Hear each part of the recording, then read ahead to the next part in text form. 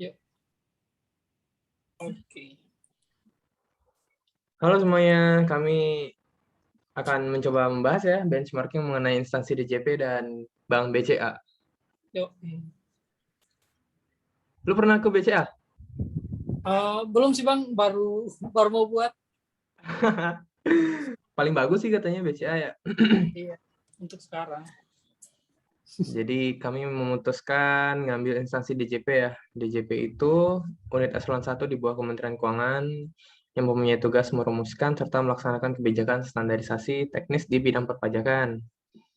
Nah, inilah fungsinya dan administrasi pemungutan pengumpulan pajak pusat, yaitu pajak PH, PPN, PPNBM, dan pajak bumi dan bangunan selain perkotaan dan perdesaan. Nah, DJP ini lumayan besar ya, Mario ya, Iya Bang, organisasinya ya. ada 34 kantor wilayah, 4 KPP wajib pajak besar, 9 KPP khusus, 38 KPP Madya, 301 KPP Pratama, dan 204 kantor pelayanan penyuluhan dan konsultasi atau KP2KP. Banyak juga Bang. Banyak juga ya. Iya. Nah, ini singkatnya ada pusat, ada kantor operasional deh. Kasarannya kayak gitu. Masing-masing kantor itu punya wilayahnya sendiri. Kalau di tingkat provinsi, mungkin kita ke KPP atau Kanwil ya, kantor wilayah KPP Madya. Kalau wilayah yang tidak terjangkau KPP, biasanya dia di daerah pelosok terpencil tuh KP2KP. Nah, ini permasalahan nih Mario nih. Ada masalahnya nih. Nah, Lihat deh masalahnya tuh. Realisasi penerimaannya tuh nggak pernah sampai 100% ya Bang? nggak pernah sampai 100% dia. 83 ya, 89, 92, 84.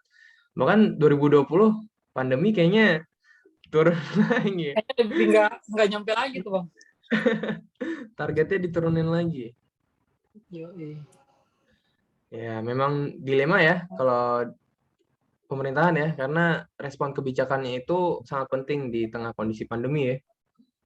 Yoi. Nah, ini ada pendapat nih Mario nih tentang ini.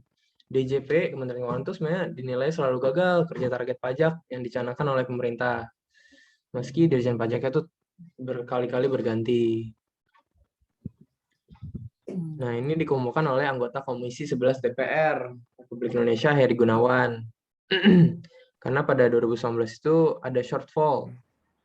Tidak akan kurang 160 triliun. Padahal pajak ini kan seharusnya jadi strategi besar ya pemerintah dalam Iya Bang. mendorong laju perekonomian kan. Kita masa 5% terus. Nah, itu karena pajak meleset itu bisa sangat berpengaruh ke ekonomi ke depannya. Ya, Tapi iya. ini lumayan banyak ya ini wajib pajaknya ya. Iya sih Bang. Ini Ada berapaan ini? 50 juta. Oh, iya, 42 tahun 2019 ya. iya. Berarti ada perkembangan kira-kira berapa tuh? Ya sekitar 40%-an ya. Dari 2015 ke 2019 ya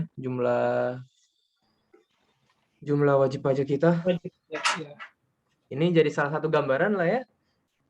Ya nggak sih kalau orang Indonesia tuh mulai banyak di usia-usia pekerja, terus mereka tuh taat gitu.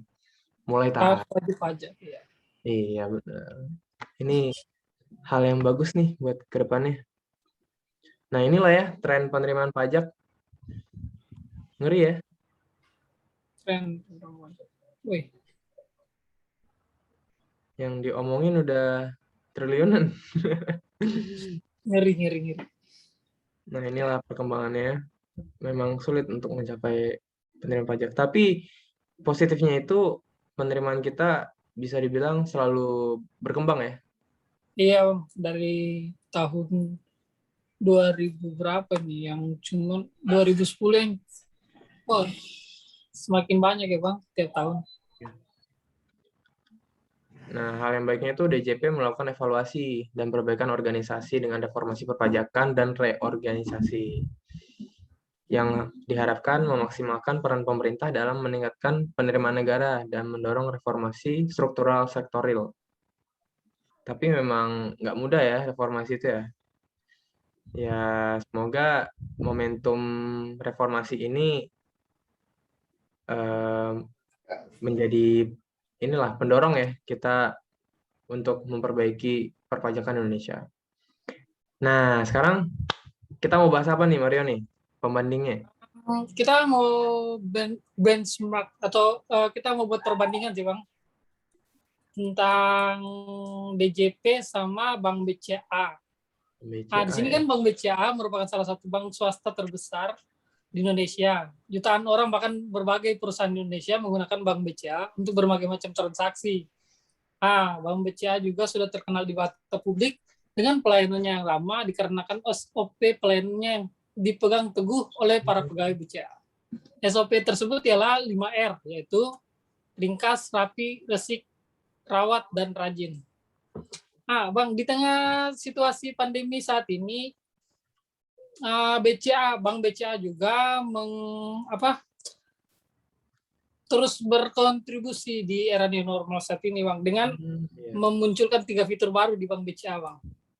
Yang pertama, ada fitur QR yang memudahkan nasabah untuk bayar transaksi menggunakan QR. Yang kedua ialah transaksi tanpa kartu. Di Bank BCA Mobile menggunakan kini memungkinkan pengguna untuk menarik uang tunai di ATM tanpa kartu. Yang ketiga ialah debit online. Fitur yang ketiga ini fitur terbaru yang mempermudah nasabah dalam melakukan pembayaran transaksi online di Bank BCA. Itu, Bang. Sekarang terdapat lebih dari 1.200 cabang BCA di seluruh Indonesia. Kantor layanan.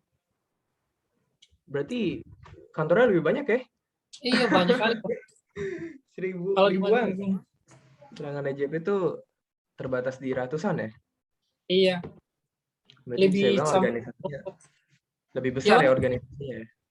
Iya, kalau lebih dibandingkan menjangkau. sama JP. Ya, bagus. Nah, ini nih, ini laporan keuangannya Bank BCA yang seharusnya kita bandingkan itu dengan penerimaan DJP. Kasarannya kayak gitu. Karena kan tujuannya sama ya Mario ya? DJP pengen penerimaannya bagus. Perusahaan ini juga pengen penerimaan bagus. Nah, Bank BCA ini termasuk salah satu perusahaan yang memiliki pertumbuhan operating income dan net income yang paling bagus di Indonesia. Kita lihat aja dari 2016 sampai 2020 itu rata-rata dia pasti peningkatan operating income-nya di atas 10% loh. Yang sangat luar biasa bagi swasta ya. Iya, Bang, Net swasta. income-nya selalu naik juga. Tuh. Dan bahkan di pandemi meskipun turun tapi ya wajar lah ya. Iya, pandemi, Bang. Hanya nurun 4,9% growth-nya.